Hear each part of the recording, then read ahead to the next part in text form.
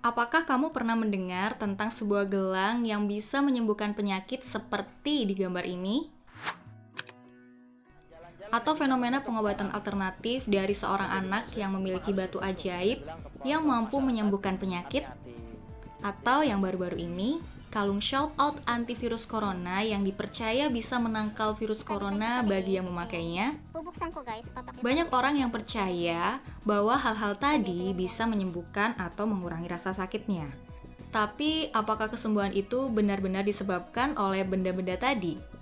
Apa ada benda-benda yang lebih manjur daripada obat-obatan medis? Dan jika iya, lantas mengapa tidak semua orang sakit menerapkan metode pengobatan tersebut? Kalau kamu masih ingat, pada tahun 2010-an lalu ada gelang bernama Power Balance yang menjadi fenomenal dan jutaan orang menggunakannya, termasuk orang-orang terkenal seperti David Beckham dan Cristiano Ronaldo. Dalam klaimnya, produk tersebut bisa meningkatkan kekuatan, keseimbangan, dan fleksibilitas tubuh. Meski produsennya tidak memiliki bukti ilmiah tentang manfaatnya. Kemudian program BBC Wales X-ray bekerja sama dengan ilmuwan dari University of Wales Institute Cardiff melakukan penelitian untuk mengkaji manfaatnya secara ilmiah. Hasilnya, tes itu menunjukkan tidak adanya perbedaan performa antara menggunakan gelang Power Balance dan gelang lain. Fisiologi dan biologi orang yang menjadi objek tidak berubah dengan menggunakan gelang itu. Perbedaan kecil mungkin ada, tapi itu hanya efek placebo.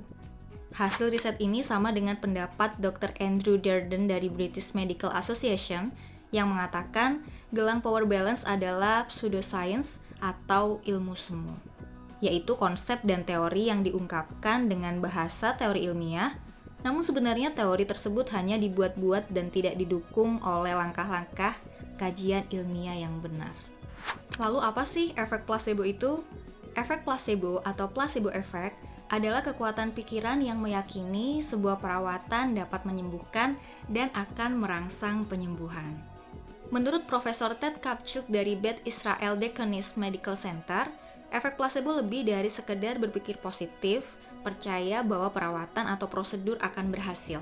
Ini tentang menciptakan hubungan yang lebih kuat antara otak dan tubuh dan bagaimana mereka bekerja bersama. Sedangkan placebo sendiri adalah zat yang tidak memiliki efek medis seperti air steril, larutan garam, atau pil gula. Placebo adalah pengobatan palsu yang dalam beberapa kasus dapat menghasilkan respon yang sangat nyata. Mengapa orang mengalami perubahan nyata akibat perawatan palsu? Harapan pasien memainkan peran penting dalam efek placebo. Semakin seseorang mengharapkan pengobatan untuk bekerja, semakin besar kemungkinan mereka menunjukkan respon placebo. Cara kerja placebo masih belum sepenuhnya dipahami, tetapi melibatkan reaksi neurobiologis yang kompleks yang mencakup segala sesuatu mulai dari peningkatan neurotransmitter yang baik seperti endorfin dan dopamin, hingga aktivitas yang lebih besar di daerah otak tertentu yang terkait dengan suasana hati, reaksi emosional, dan kesadaran diri. Mereka yang memiliki versi gen dopamin tinggi lebih cenderung mengalami respon terhadap pengobatan placebo daripada mereka yang memiliki versi gen dopamin rendah. Sebagai ilustrasi tentang efek placebo ini, sebuah studi tahun 2014 yang dipimpin oleh Kapchuk dan diterbitkan dalam Science Translational Medicine mengeksplorasi ini dengan menguji bagaimana orang bereaksi terhadap obat nyeri migrain. Satu kelompok mengambil obat migrain berlabel nama obat, yang lain mengambil placebo berlabel placebo. Dan kelompok ketiga tidak mengambil apa-apa. Para peneliti menemukan bahwa placebo 50% seefektif obat asli untuk mengurangi rasa sakit setelah serangan migrain. Para peneliti berspekulasi bahwa kekuatan pendorong di luar reaksi ini adalah tindakan sederhana minum pil. Orang mengkaitkan ritual minum obat sebagai efek penyembuhan positif. Bahkan jika mereka tahu itu bukan obat, tindakan itu sendiri dapat merangsang otak untuk berpikir bahwa tubuh sedang disembuhkan. Hal ini sama halnya dengan kebiasaan kebanyakan orang Indonesia yang jika merasa kurang enak badan, lalu memilih untuk minum teh hangat.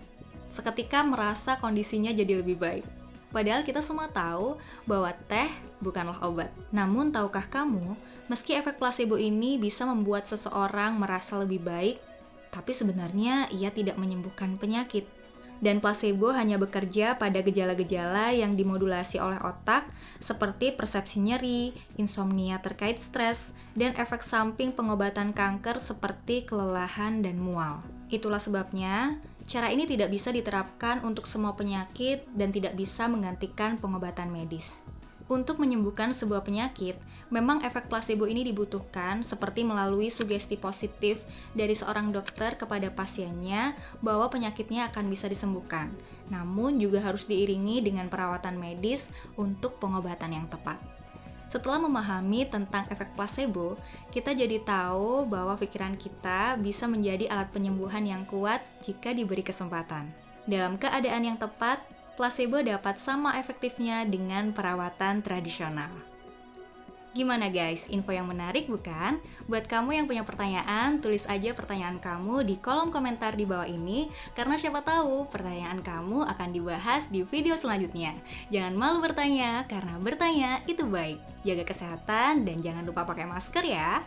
Dadah!